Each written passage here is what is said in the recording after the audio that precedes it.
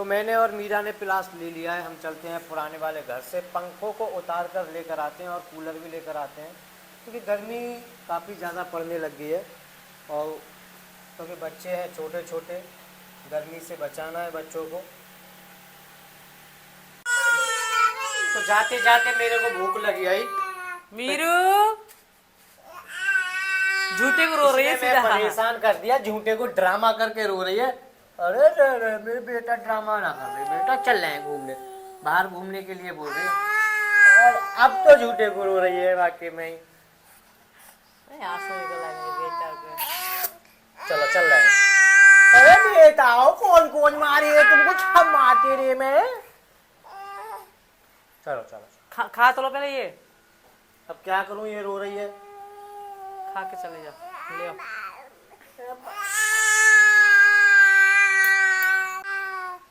चलो चलो